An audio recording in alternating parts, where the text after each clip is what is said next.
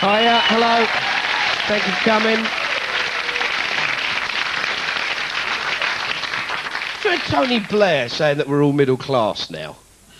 Which is nice, it was very nice, it was good, lovely. Should get better duvet cover, lovely, great. We're all middle class. That's a reassuring thought, isn't it? All the homeless people, can you just give us a couple of quid? We're trying to get a bottle of Bollinger together, come on. And I suppose tonight's show is really about class. Because a little while ago we spent the afternoon at the CBI conference, which is the Confederation of British Industry.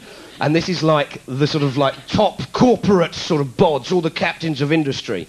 They have this enormous stage, and the captain of industry sit up there on this big podium. They've got these huge, great screens, and they've got backlighting on the thing.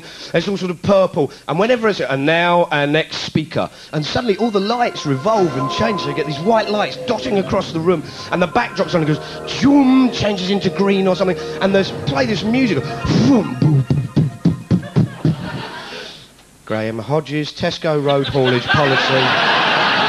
But it is, for a moment, you do sort of think, "Way, come on, stage dive!"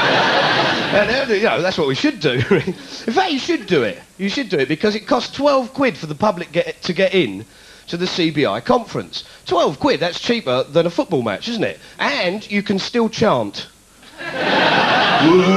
You're sacked, yeah! You know, getting their muck around, you know. Because there's no dress code.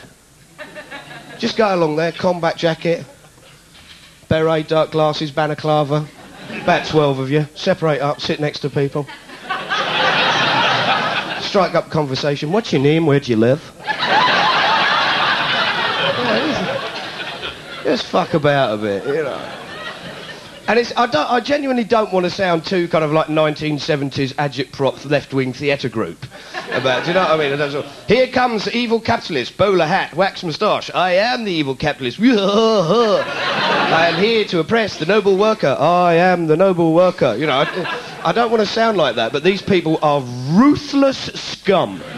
And they have to be by law.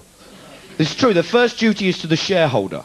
So you've got to get maximum profits on a long-term basis. That means you've got to cut jobs, that means you've got to cut investment, you've got to get everything to shareholders. They have to be ruthless, otherwise they could end up in the dock.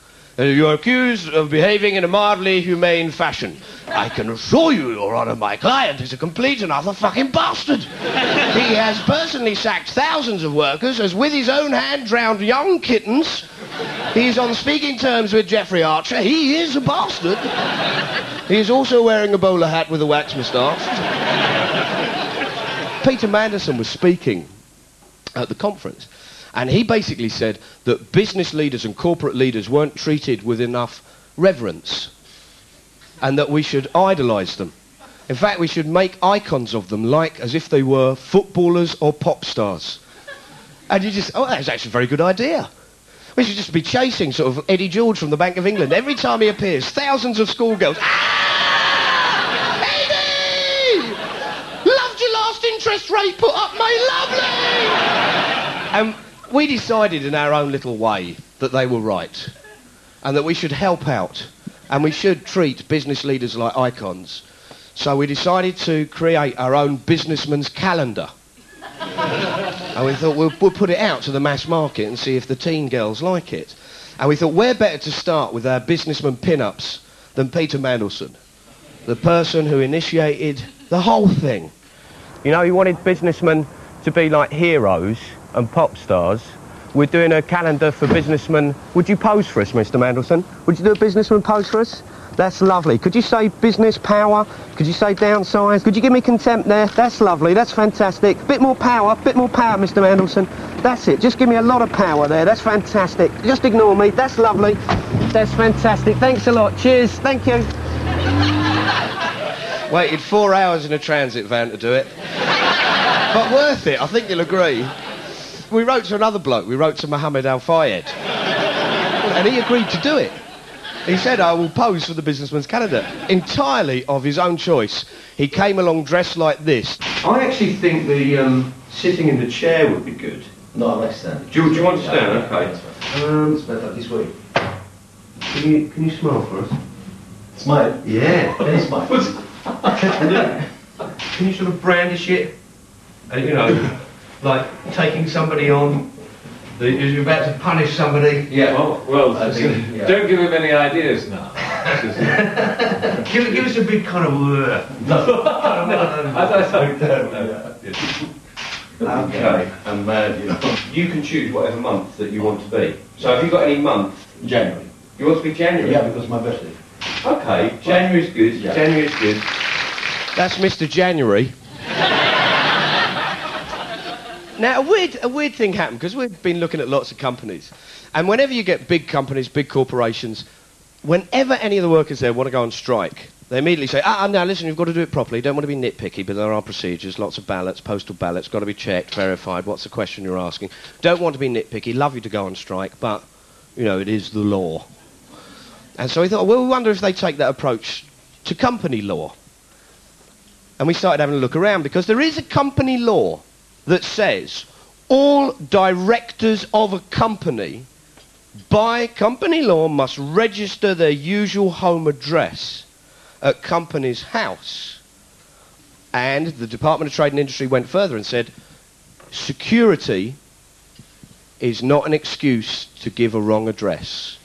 Flick through Marks and Spencer's, 4 company directors, their usual address is the shop in Baker Street. I thought, well, that's dedication, isn't it? And then we found Stella Rimington. Now, Stella Rimington was the leader of MI5, and she's also a company director for Marks and Spencer's. And her address is the little sort of like head office. There's Stella, you can see Miss July. She, I don't know, she actually looks like Myra Hindley in that picture. She's got a... and she actually lists her usual home address as another bit of the shop in Baker Street. And we thought, oh, maybe we're wrong, maybe we're being cynical, maybe she's helping out with the cleaning. Maybe that's what it was. And then we started having a look around, and we found out that 14 company directors of Ford all share the same flat in Dagenham. And this is their flat. It's not a very big flat. These are the 2 elevations there. 14 company directors for Fords in the same... Fuck it, the queue for the toilet must be terrible. I'm an executive, let me in. Fuck off, so am I. Stop it. Let me into the bathroom. Oh, piss off for a second. Oh, you can't. There's got to be a board meeting. And then we started going through all these other companies, and we've got some of the people that we met. Lord Marshall is a director for British Airways. There he is. Look at that. Mr. September. And his usual address was registered as the company headquarters. We're just trying to find out if Lord Marshall of Knightsbridge lives here, because this is where he's listed in company's house, you see. He doesn't live here now. He doesn't live here. Frances Ann Heaton is a director of the Bank of England, also a director of Lazar Brothers & Co Limited.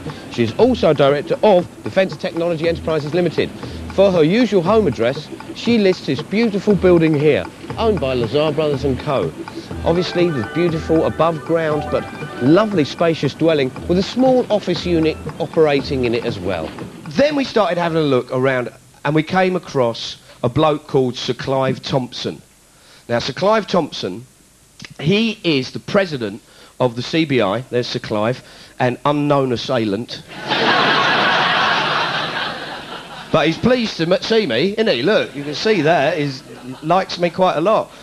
And Sir Clive, he's actually president of the CBI. He's also chief executive of Rentokil Initial, which employ like over 100,000 people. And he has put down in company's house as his usual address as Felcourt, East Grinstead, Sussex, which is here. I've just talked to Susie Christie from the PR department of Rentokil Initial, and she said there's no residential area and Sir Clive does not live there. Now, he's on record as saying some wonderfully atrocious things. He actually said, I'm trying to remember, he was talking about trade union recognition. He said it should be included in the handbook under the chapter of pest control. And he then went on to say that the minimum wage would only damage the people it sought to help. He was also on record as saying that a happy workforce was a very hard workforce to motivate. So, I mean, obviously he has got a reason for not giving his home address out. Okay, final question, yeah. Sir Clive, you've been quoted as saying the most difficult people to motivate are well-adjusted people, and someone who is happy is extremely difficult to motivate. Yes. I was wondering, in the interest of motivation and profitability, Yes. do you recruit unhappy and maladjusted people?